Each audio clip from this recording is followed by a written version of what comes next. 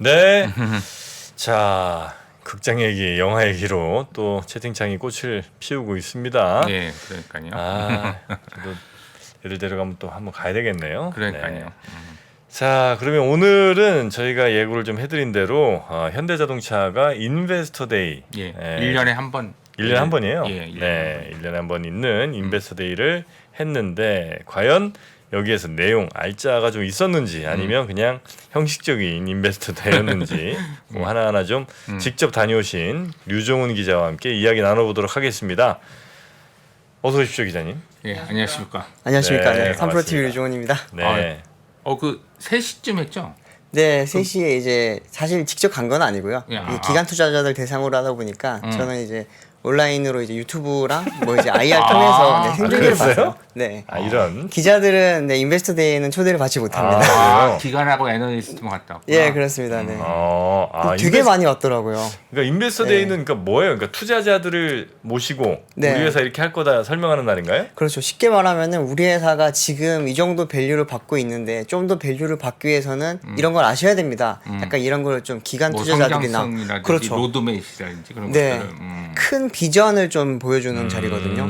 매년 이제 1회씩 하는 건데 작년보다도 올해 또 조금 더 이렇게 또 목표치라든지 투자 금액 같은 게 조금 더 상향 조정되고 네. 좀 적극적인 모습을 보였거든요. 근데 또 최근에 보면 이제 현대차 주가도 조금 좋았다가 살짝 또 꺾이고 있잖아요. 네네네. 그러다 보니까 이제 뭐 재경이라든지 CEO라든지 이런 분들이 좀 많이 신경을 쓴 티가 났어요, 이번에는. 네. 그래서 좀 저도 보면서 자동차를 좋아하고 또 오랫동안 출입을 했던 곳이다 보니까 생각보다 뭐 걱정할 필요는 없겠다. 근데 조금 우려되는 부분도 사실은 조금 있었습니까? 보인다. 네. 조금 아쉬운 부분이 있긴 있었습니다, 사실은. 네. 그러면 뭐 하나하나 좀 살펴보도록 하죠. 일단 이번 인베스터 데이의 제일 핵심 키워드 뭐 제일 중요한 내용은 뭐였습니까? 제일 핵심은 전동화를 완전히 가속화하겠다. 약간 이런 내용이었거든요. 전동화 가속. 네.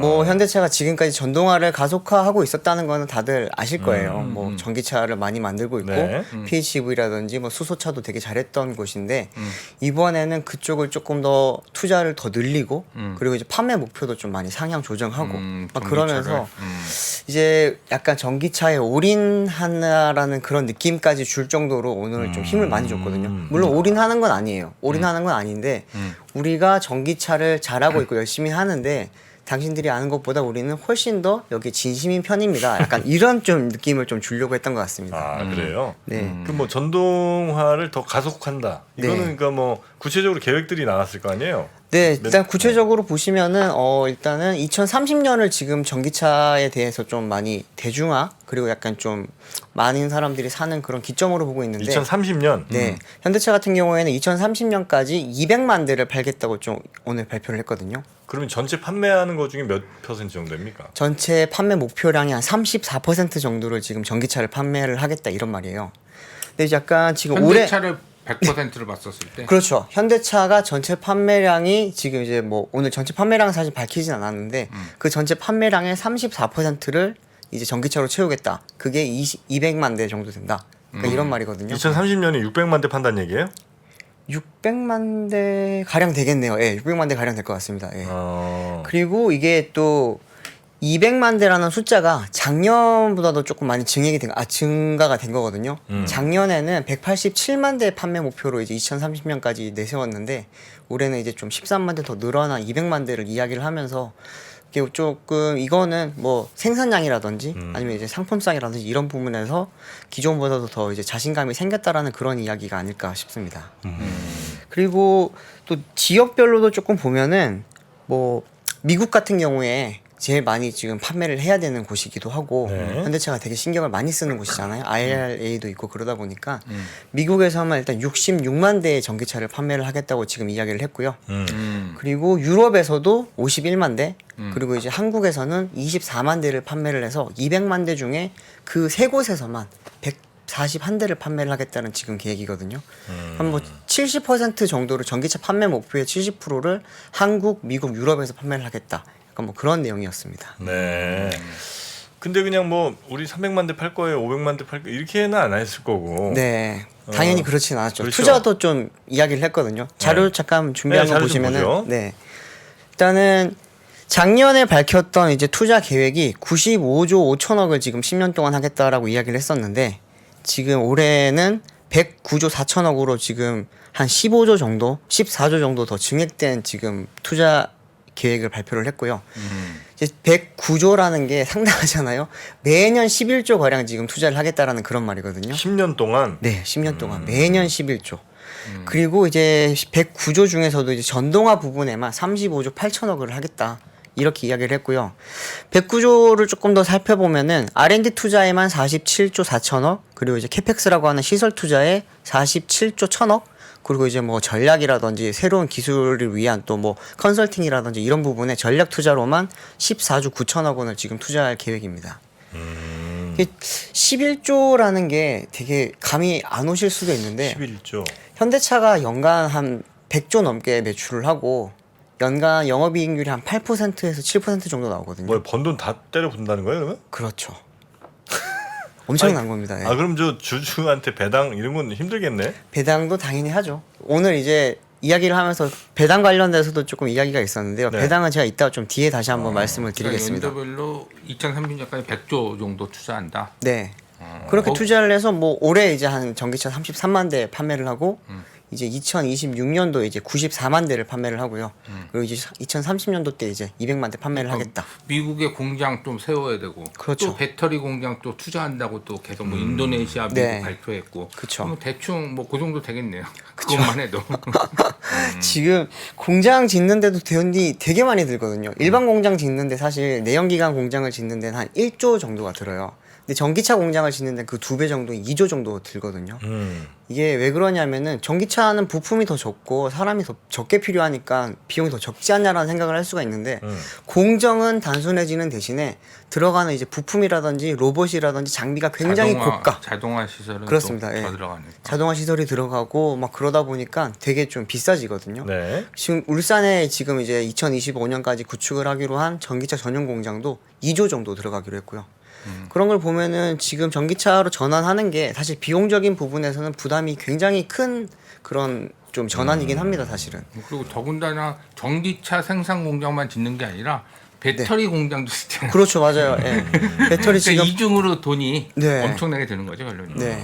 파일럿 라인에서 지금 깔아가지고 좀 시범 생산하는 것들도 이제 점점 뭐 대량 양산으로 돌려야 되기도 하고 네. 그리고 또 지금 조인트 벤처를 많이 하고 있잖아요. 뭐 그러니까요. LG 에너지 솔루션이라든지 SK온 같은 곳이랑 조인트 벤처를 하는데도 공장을 지으면은 그 배터리 업체가 짓는 게 아니고요.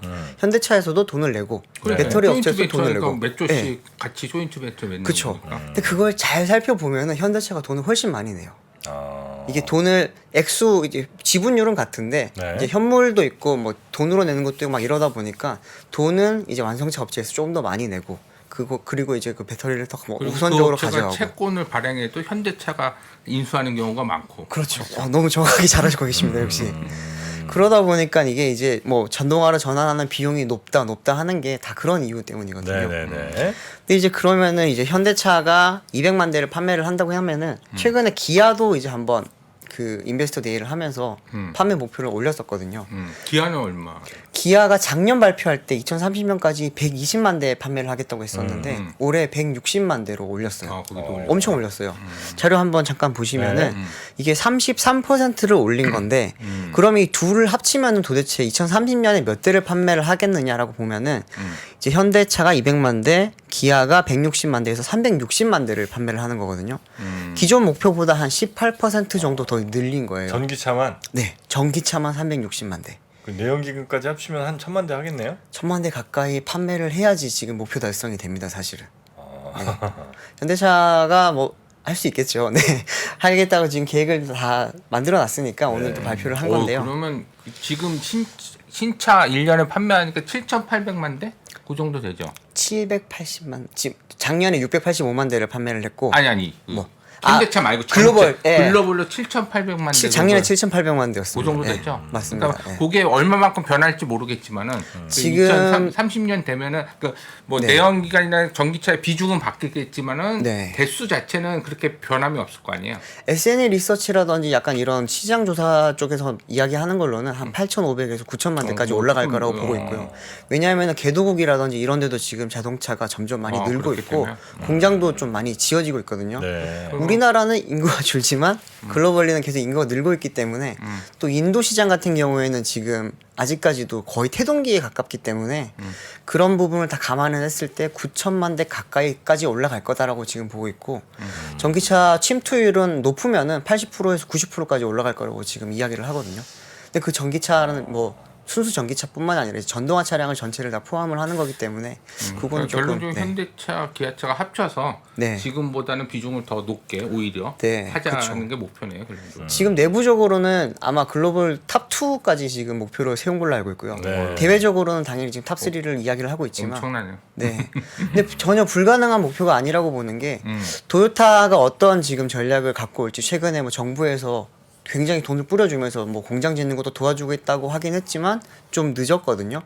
그 부분이 만약 삐끗하게 된다면은 아마 현대차와 토요타의 위치가 바뀔 수도 있고 뭐 국내 뭐 증권사에서는 뭐 세계 1등도 가능하다라는 그런 되게 희망찬 전망을 내놓긴 했는데 그거는 사실 좀 지켜봐야 될 일이고 근데 폭스바겐 그룹이랑 현대차가 아마 탑 2를 가능하다라고 보는 분들도 되게 많더라고요.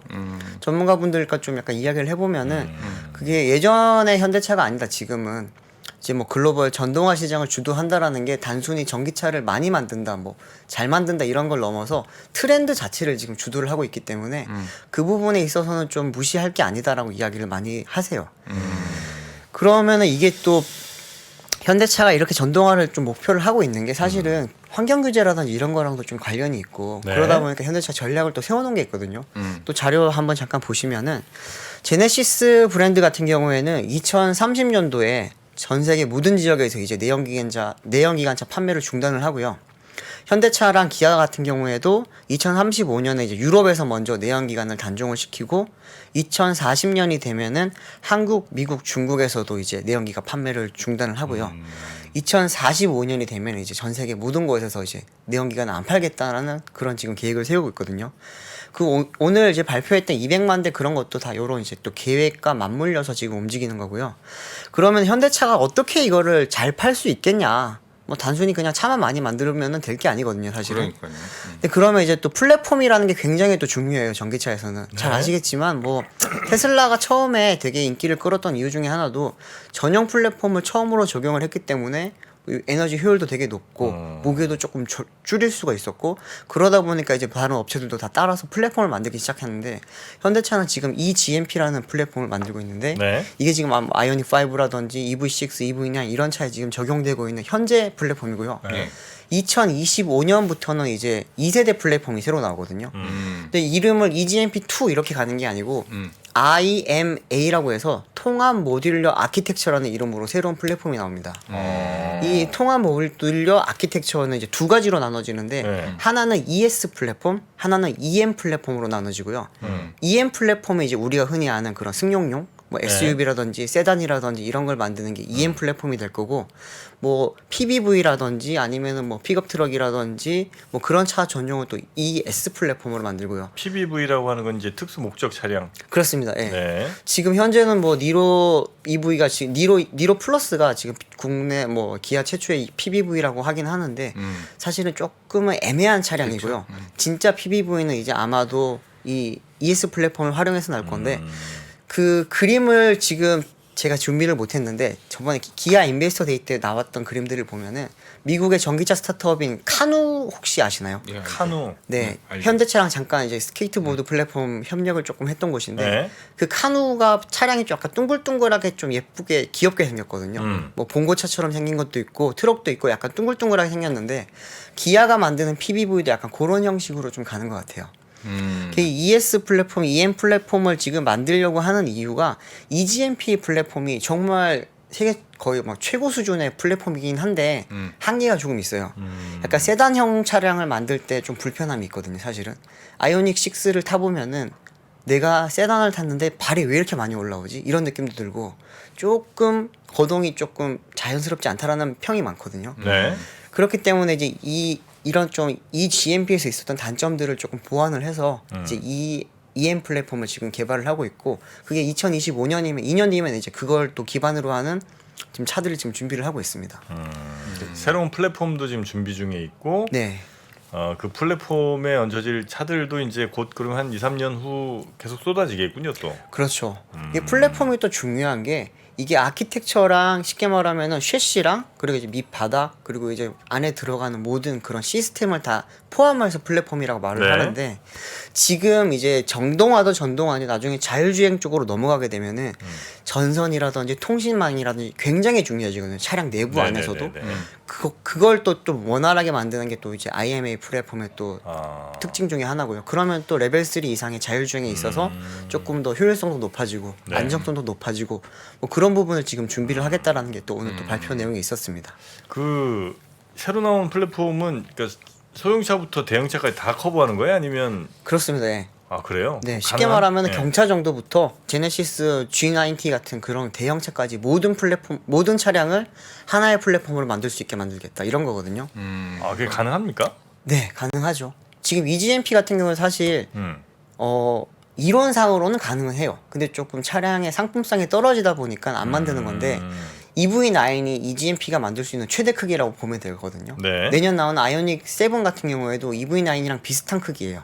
조금 더 크긴 한데 5m 뭐 5m 10, 5m 20 이렇게 커질 수가 없는 플랫폼이다 보니까 좀 더 큰 차도 만들 수 있고 그리고 이제 지금 차 같은 경우 지금 EGMP 플랫폼으로는 코나라든지 레이 같은 작은 차는 또 못 만들거든요. 네.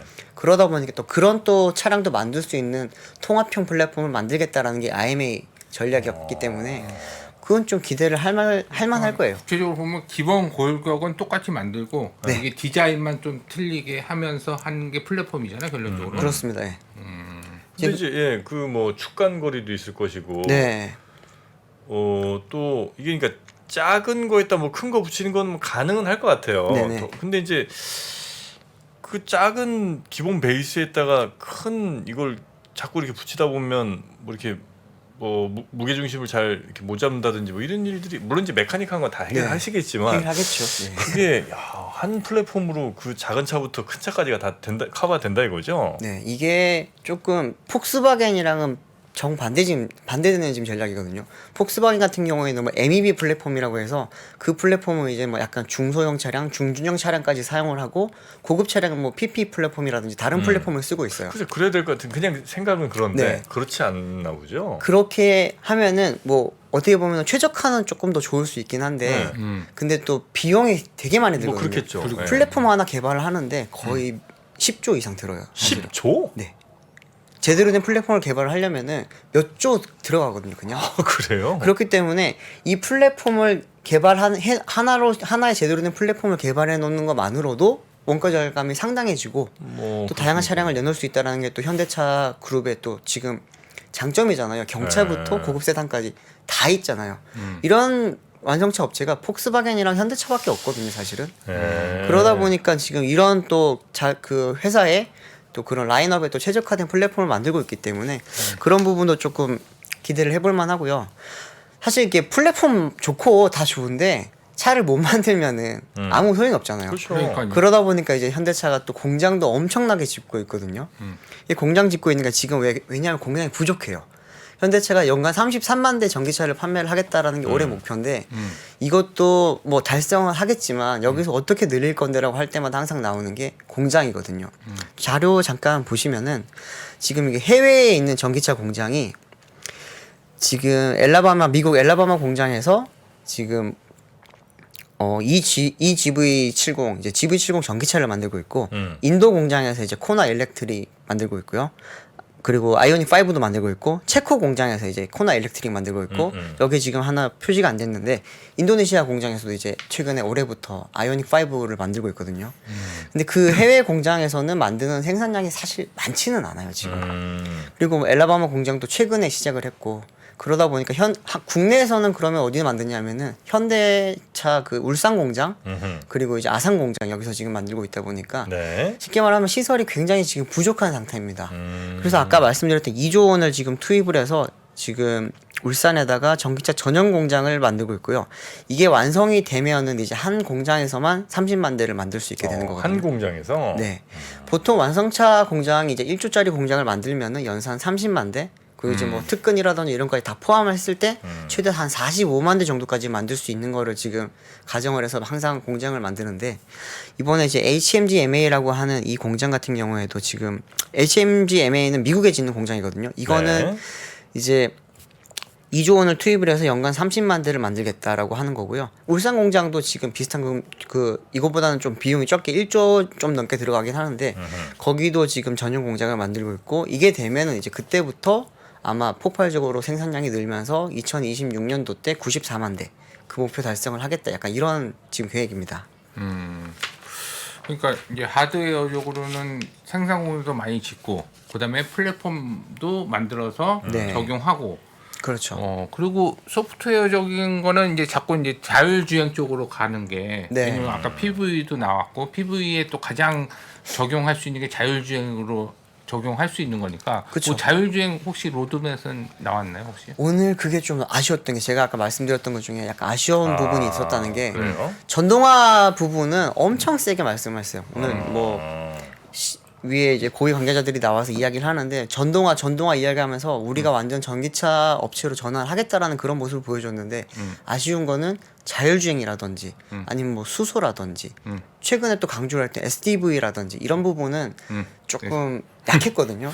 아, 중요한 부분인데. 네. 그래서 그 부분에 조금 아쉬웠던 게, 제가 느꼈을 때는, 그리고 제가 취재한 바로는 또 지금 자율주행 자체가 상용화를 하기가 좀 쉽지 않은 상황이기 때문에 그런 것 같아요.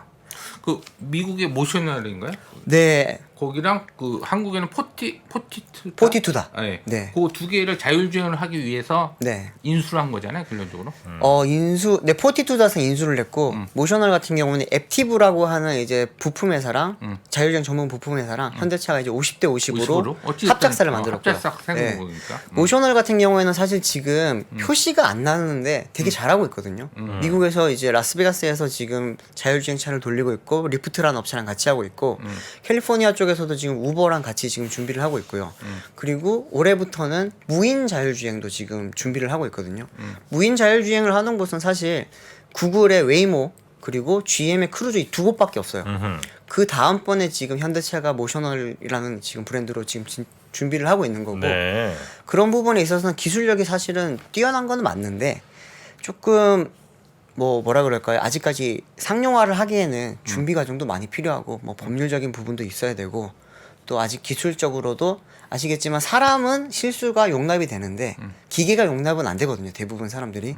그러다 보니까 자율주행은 내가 사고는 내더라도 자율주행 차는 사고를 내면 안 돼라는 게 인식이다 보니까 그런 부분에 있어서 계속 지금 기술력을 높이고 있고요.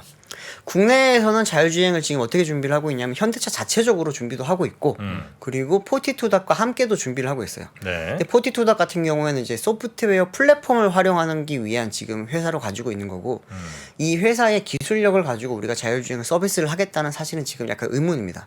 포티투닷도 하고 있고 현대차도 하고 있는데, 그 둘 중에 어디가 더 잘하는지를 지금 계속 내부적으로 보고 있고요. 만약에 둘 다 돌리는 게 낫다라는 그런 뭐 결정이 나온다면 그렇게 하겠지만, 제가 알기로는 지금 현대차 쪽의 기술력이 조금 더 높은 걸로 알고 있거든요. 아, 그래요? 네. 포티투닷은 지금 레벨 3와 레벨 4 정도 사이 정도 수준으로 볼 수 있고, 현대차는 이론적으로는 지금 레벨 4까지 가능한 지금 상황이거든요. 근데 뭐 아직까지 강남에서도 지금 아이오닉 5 자율주행차가 시범적으로는 돌고 있는데 아직 상용 서비스도 못하고 일반 사람 못 태우고 있는 게 사고에 대한 위험도 좀 있고, 그리고 법률적으로 아직까지 좀 준비가 안 되다 보니까 그냥 시범 운행만 하고 있는 거고요. 근데 아니, 뭐 법률적으로 안 되더라도 네. 예를 들면 저 테슬라 같은 경우는 물론 아직까지 그 뭐 법적으로 보호받지는 않지만 그래도 사람들이 꽤 많이 그 FSD를 타고 이렇게 돌아다니고 있잖아요. 그렇습니다. 예. 그 정도 기술을 좀 보여주면 네. 많이 그러니까요. 예, 좋을 텐데. 완전 자율주행이 아니라 이제 단계별로가 네. 있으니까 그 정도도 조금 보여주면은 현대차 밸류에이션에 많이 도움이 될 텐데. 이게 네. 지금 잘 봐야 되는 게, 네. FSD 같은 경우에는 베타 서비스예요. 베타 서비스고 실제로 지금 상용 서비스를 하고 있는 게 아니거든요. 근데 그 사람들이 이제 베타를 서비스를 가지고 지금 베타 버전을 일반 사람들이 돈을 내고 운영을 하는 거고요. 현대차 같은 경우에라든지 아니면 뭐 웨이모라든지 이런 곳에서는 실제 상용 서비스를 하고 있어요. 그들은 레벨 4고 그리고 이제 베타 서비스 그 FSD 같은 경우에는 아직 레벨 지금 정의를 안 내리고 있거든요. 아직까지 FSD라고 하는 말을 하면서도 레벨 2 이상의 지금 의미를 안 두고 있는 게 뭐 일론 머스크의 전략일 수도 있고 테슬라의 어쩌면 뭐 테슬라의 전략이겠죠. 사실은 이게 어떻게 보면은 미국 사람들은 그런 부분에서 먼저 출시를 하고 점점 보완해 나가는 방식이라면은 이제 뭐 현대차 같은 경우에는 완벽하게 만들어서 출시를 하겠다는 그런 거고요. 뭐 현대차뿐만이 아니라 국내 스타트업이라든지 해외 다른 저도 자율주행차를 되게 많이 타봤거든요. 네. 한 열 몇 군데 이상 타봤는데 타보면은 FSD보다 더 잘 달려요. 사실은 더 잘 그래요? 달려요. 예.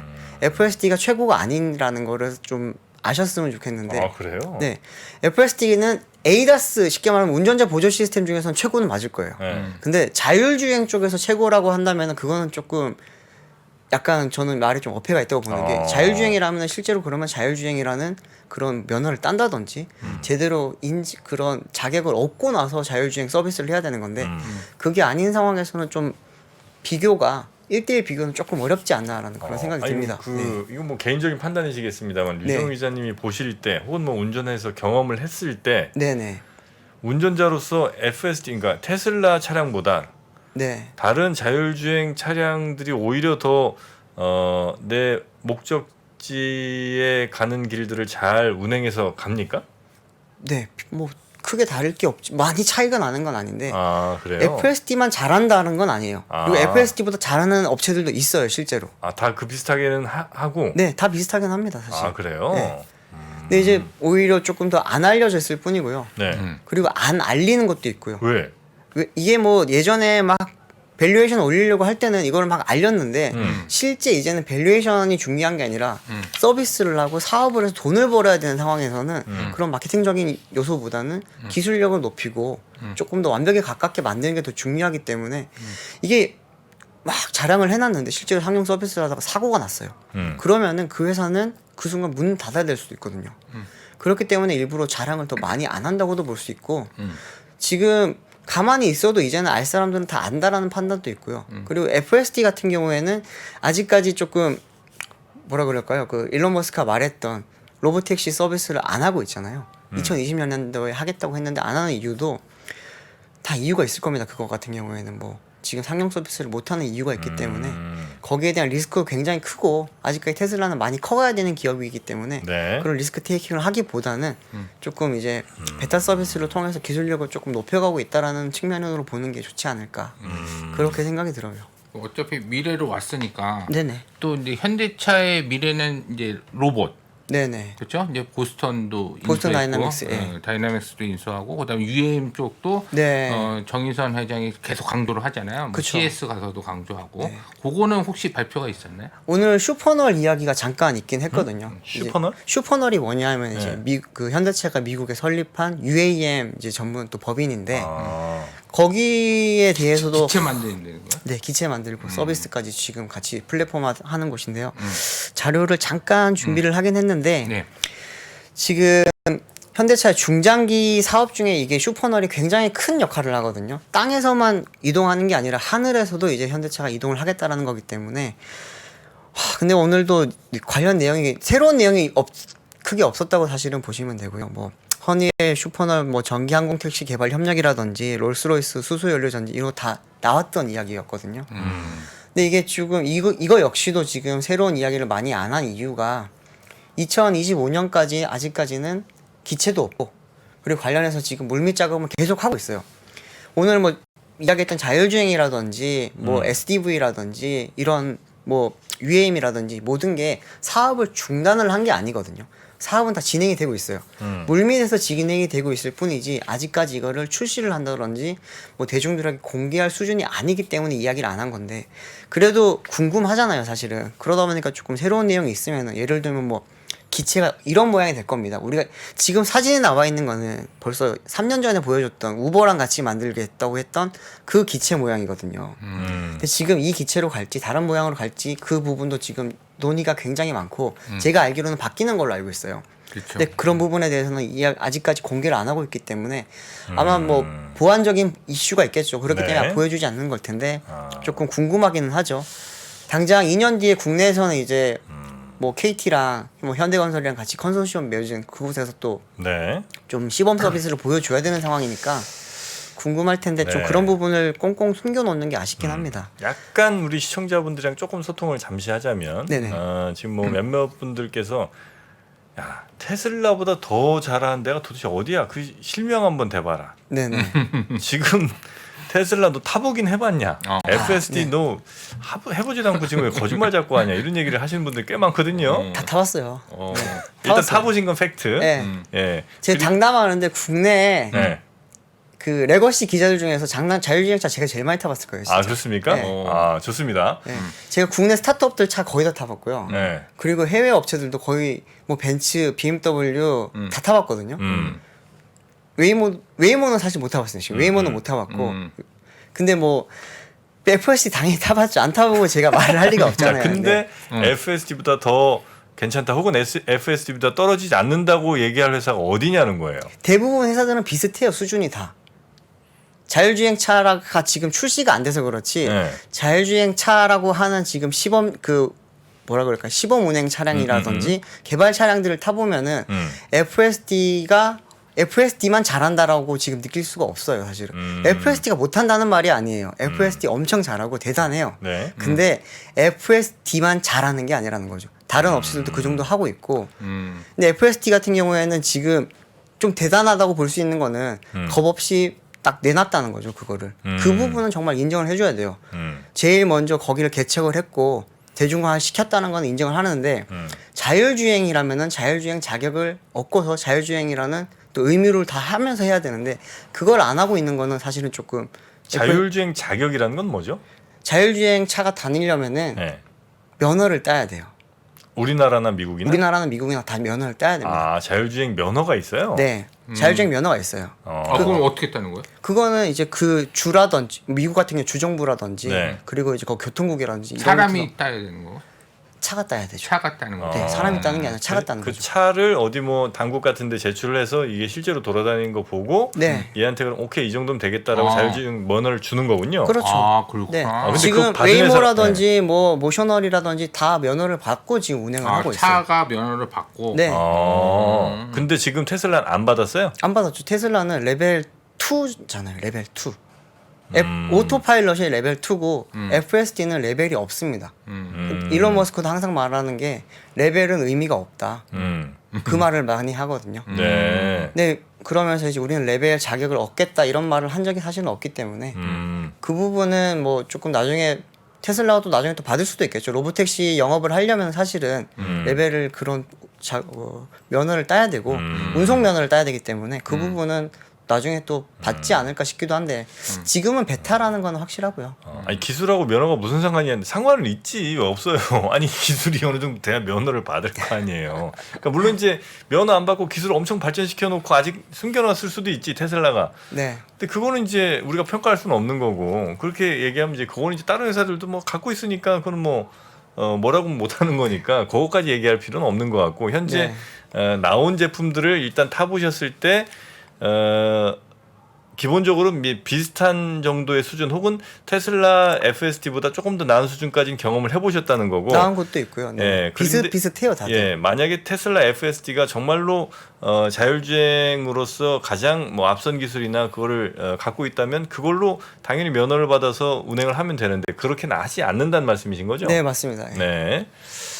자, 근데 진짜 잘한 데가 어디지? 웨이모 잘해요? 웨이모 못 타봐서 웨이모 모르겠어요. 못 예. 타봤다고. 웨이모 웨이모 못 못 타봐서. 타보시고. 예, 웨이모가 근데 지금 뭐 온라인 영상을 찾아보면 웨이모랑 테슬라 FSD 비교 영상도 되게 많은데 보면은 웨이모가 늦게 도착하는 게 많거든요 목적지까지. 근데 그건 이제 웨이모 세팅 자체가 굉장히 보수적으로 되어 있고 근데 테슬라가 웨이모보다 제가 판단했을 때 더 나은 거는 길 찾기 기능이라든지 쉽게 말하면은 이제 내비게이팅 기능이 있잖아요. 이제 목적지까지 어떤 최단 경로를 찾아서 가는 기능은 테슬라가 잘하는 것 같아요. 이게 많은 지금 데이터가 쌓였기 때문에 아, 그렇겠죠. 목적지를 찾아가는 거라든지 교통 상황에 지금 현재 상황에서 어떤 판단을 내리는 게 더 좋을지 그런 거는 테슬라가 잘할 수는 있어요. 네. 근데 이제 안전성이라든지 이런 부분을 봤을 때는 테슬라가 제일 잘하는 게 아니라는 건 조금 네네. 네, 저도 항상 이야기를 하고 있습니다. 네, 지금 뭐 자율주행 시 사고 나면 보험 처리 어떻게 하냐는 질문인데 사실 그건 이제 자율주행과 관련해서 많은 질문들이 있었던, 그건 이제 언제 한번 시간 나면 따로 한번 이 법적 문제는 저희가 한번 다뤄보도록 하겠습니다. 네, 저희가 따로 지금 준비를 하고 있으니까 네. 네, 자율주행 관련해서는 또 한번 나중에 깊게 한번 다뤄볼 기회가 있습니다. 한번 네. 기다려 보시면 될 것 같아요. 그 로봇은 거론이 없었네. 로봇도 네, 되게 지금까지 있었던 이야기밖에 안 했거든요. 이제 보스턴 다이나믹스 이제 로봇들이랑 이제 또 뭐 달리라든지 또 현대차 로보틱스 팀에서 만들고 있는 로봇 이야기가 있긴 했는데 구체적인 서비스라든지 활용 방안에 대해서는 조금 애매모호한 이야기밖에 그때 뭐 없었고요. 물류에 좀 활용한다 뭐 그런 것도 얘기했었던 것 같은데. 네, 스트레치를 물류에 뭐 활용을 하고 또 이제 네, 뭐 집안에서 활용할 수 있는 그런 또 뭐 로봇들도 있긴 한데 아직까지는 언제 활용을 하겠다라든지 뭐 어떤 공장에다가 뭐 쓰겠다 아니면 우리는 뭐 어떤 공장에 투입을 하겠다 이런 이야기는 사실 없었고요.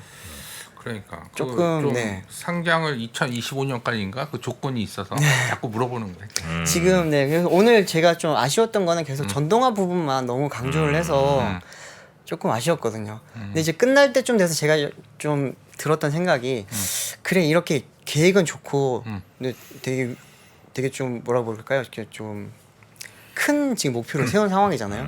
근데 이렇게 하려면 글로벌리 판매를 골고루 다 잘해야 되잖아요. 근데 현대차가 아직까지도 못 풀고 있는 열쇠가 중국이거든요. 근데 뭐 이날도 중국 관련해서 잠깐 언급을 하긴 했습니다. 근데 중국을 잘 살펴보면은 2017년 그때 이제 그 전까지 아마 연간 178만 대가 180만 대 가량 중국에서 판매를 했어요. 중국이 현대차의 최대 시장이었거든요. 네. 근데 작년 기준으로 34만 대밖에 못 팔았거든요. 현대차의 최소 시장이 됐어요, 지금. 가장 작은 시장이에요. 네. 그러다 보니까 중국 판매를 늘려야 되는데 현대차가 중국 판매를 늘리기 위해서는 현지 생산을 늘려야 되는데 그 부분이 조금 아쉽거든요. 이 부분도 제가 잠깐 자료를 준비를 했는데 네. 현대차가 최대 이제 중국에서 제일 사업이 잘 될 때 연간 한 270만 대 가량 생산할 수 있는 캐파를 갖고 있었고요.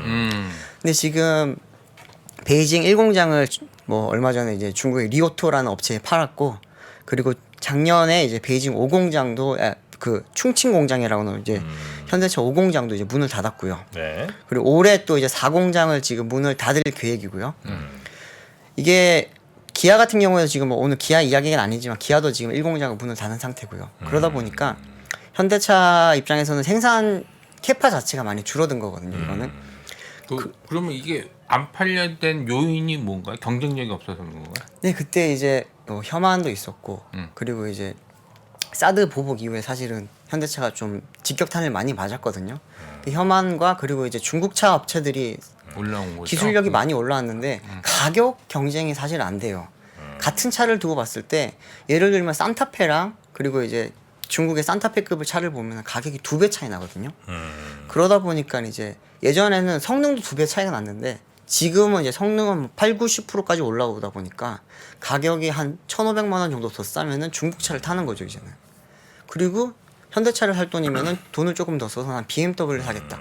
이런 이제 또 소비자들이 많아지다 보니까 현대차가 지금 중국에서 좀 많이 고전을 하는데 근데 이번에 상하이 모터쇼 최근에 했을 때 이제 현대차가 거기서 이야기한 거는 우리가 이제 전동화 부분에서 새롭게 좀 돌파를 해보겠다.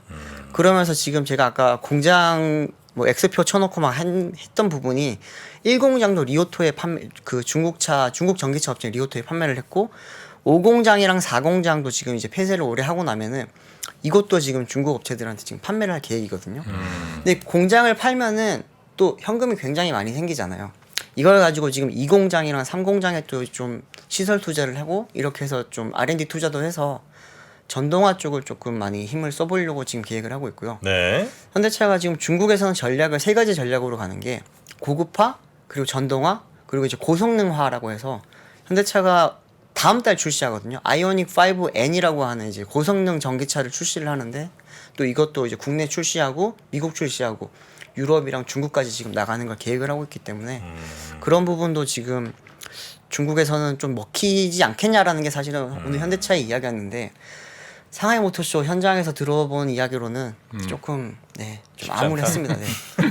잠깐 이야기를 했지만 진짜 중국 소비자들이 말을 하는 게 전기차를 살 거면 우리는 샤오퐁을 살 거예요, 니오를 살 거예요라고 하고 내연기관을 살 거면은 벤츠, BMW 사겠습니다라고 하고 그런 사람들이 많다 보니까 현대차의 포지셔닝이 너무 좀 애매한 거예요. 애매해졌어요, 사실은.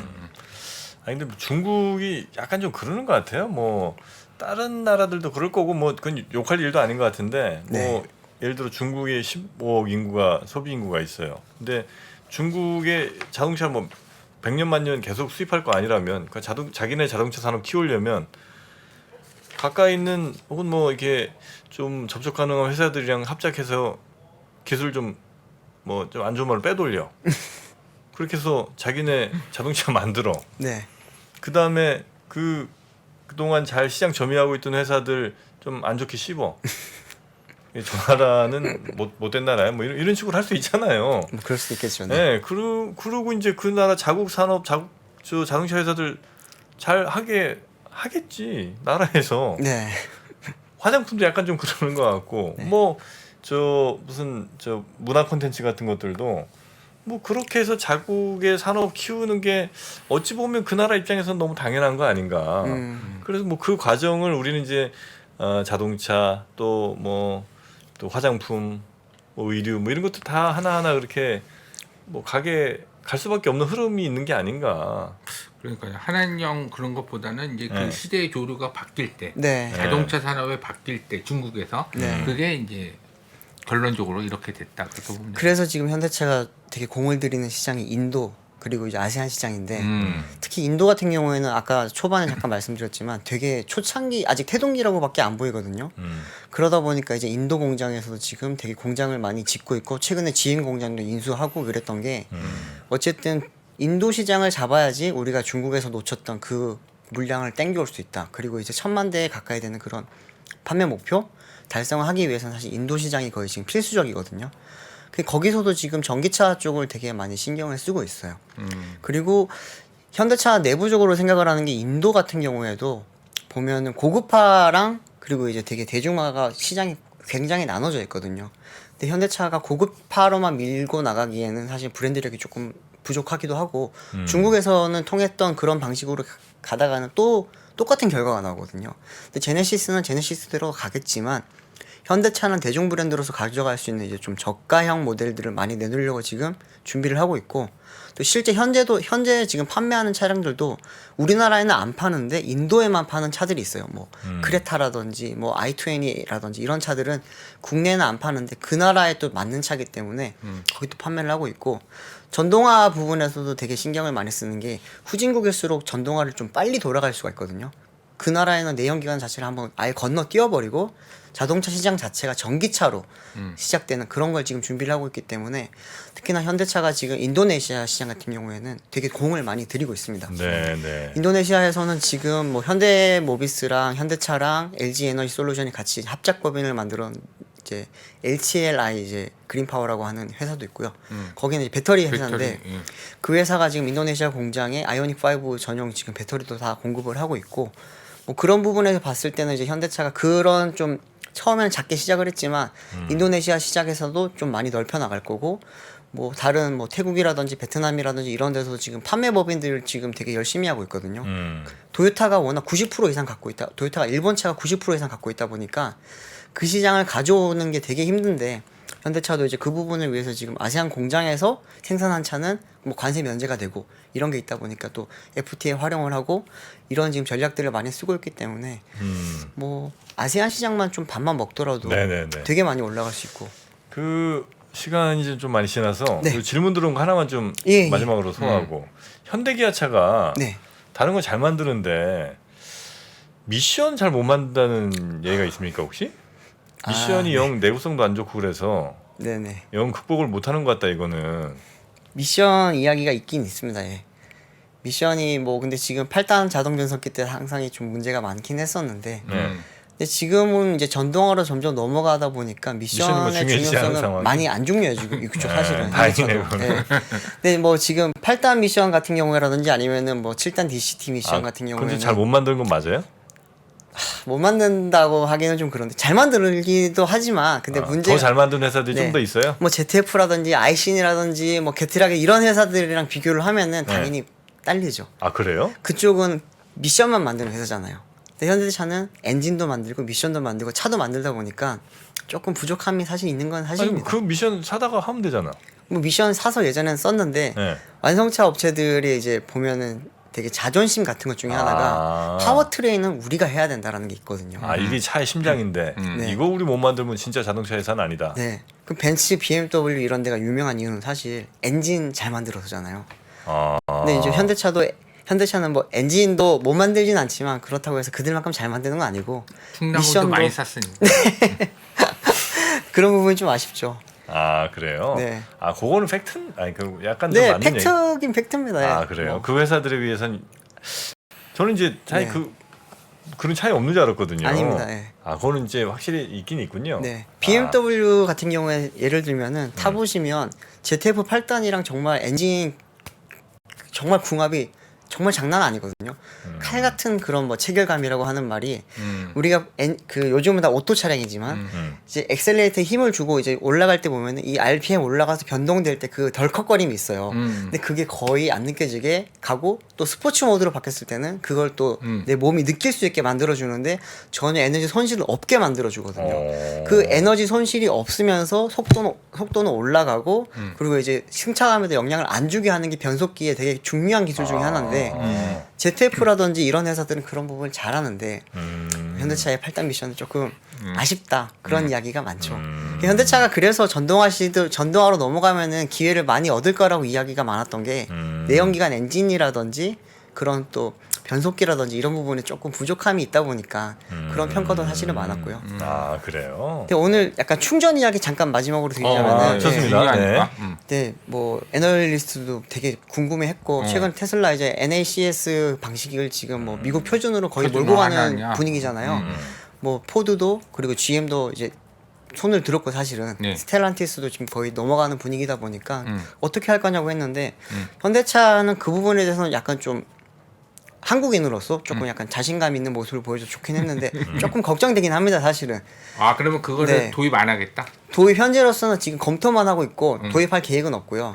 근데 왜 그러냐고 하니까 현대차가 지금 이핏을 깔고 있잖아요. 이핏이라고 하는 초고속 충전 지금 자기만의 브랜드가 있고 그걸 미국에 깔려고 하는데 근데 이제 현대차의 전기차는 800V 시스템이고 네. 테슬라의 전기차와 이제 충전기 시스템은 400V 시스템이란 말이에요. 그러면 이게 교환 이렇게 저거 속도가 해도- 안 나와요. 쉽게 말씀드리면. 그 장지현 사장도 오늘 말했던 게 우리도 지금 고객 편의 때문에 검토는 하고 있긴 합니다만 지금 고객들이 오히려 불편을 느낄 수도 있을 것 같다. 왜냐하면은 충전 속도가 안 나옵니다. 슈퍼차저를 꼽았을 때 현대차 같은 뭐 예를 들면 아이오닉 5는 이핏에서는 18분 만에 뭐 10%에서 80%까지 완충이 되거든요. 근데 슈퍼차저를 꼽으니까 그 정도 속도가 안 나온다는 거예요. 그러다 보니까 지금 이제 그 부분에 대해서 지금 고민을 좀 하고 있긴 한데 현재로서는 당장 넘어갈 계획은 없고 근데 한 가지 우려되는 거는 이제 대부분 업체들이 만약에 NACS 방식으로 넘어갔을 때 한국만 CCS1 방식을 쉽게 말하면 그 이제 현재 콤보 타입 네네네. 방식을 유지를 하게 되면은 뭐 갈라파고스화가 되지 않겠냐라는 그런 부분에 좀 약간 걱정도 있긴 한데 네. 근데 그 미국의 충전기 이제 협회라고 하는 차린 쪽에서 보통 그 표준을 권정을 하고 거기서 다 이제 조율을 하는데 거기에서는 아직까지는 NACS를 표준으로 도입할 계획은 아직 없다고는 해요. 단지 CCS가 현재 표준이고 NACS도 표준화가 될 수 있다. 라고 했지 표준이 된다라고는 표준을 그래요? 바꾸겠다는 말은 아직 안 했거든요. 그러면은 뭐 잘 생각해 보시면 이제 뭐 콤보 타입도 있을 거고 이제는 테슬라 타입도 슈퍼차저 타입도 앞으로 이제 다 생길 거고요. 되게 간단해요 사실은. 지금 슈퍼차저 방식으로 다 바뀌면은 뭐 앞에 포트부터 다 바꿔야 되는 거 아니냐라고 하는데 충전기 앞에 젠더만 바꾸면은 쓸 수가 있어요. 휴대폰 그런 것처럼. 그렇습니다. 예. 네네네. 잭 바뀌는 거 같지. 네, 지금 C 타입 앞에 뭐 그 애플용 뭐 8핀짜리 또 꼽아서 네네네. 바꾸고 하잖아요. 그런 것처럼 이것도 지금 예를 들면은 그냥 기존의 충전기에다가 앞에 젠더를 꼽으면은 슈퍼차저를 넣을 수가 있거든요. 그렇기 때문에 그 부분은 사실은 엄청 크리티컬한 문제는 아직까지는 아니라고 지금 네네네. 볼 수 있습니다. 알겠습니다. 자, 오늘은 현대 인베스터데이, 현대차의 인베스터데이 관련된 여러 가지 내용들 한번 우리 류정훈 기자와 살펴봤고요. 예, 역시 자동차 기자 멋지십니다. 감사합니다. 대단히 고맙습니다. 네, 고맙습니다. 복잡하고 어렵게 느껴지는 재무제표와 용어들. 친절한 투자 멘토 사경인 마스터가 매주 새로운 콘텐츠로 알기 쉽게 설명해드립니다. 재무제표 분석과 포트폴리오 구성, 뭐 양대 재무제표라고 그러면 대차대조표랑 손익계산서가 있거든요. 매수 매도 방법, 이때 사는 게 좋겠네. 이렇게 사면 좋겠다. 근데 이렇게 살려면 뭘 해야 되냐면요. 나머지 3분의 1은 놔둬봅니다. 어디까지 가는지. 실전 투자 팁까지 알려드립니다. 오직 3프로 멤버십에서만 만나실 수 있습니다.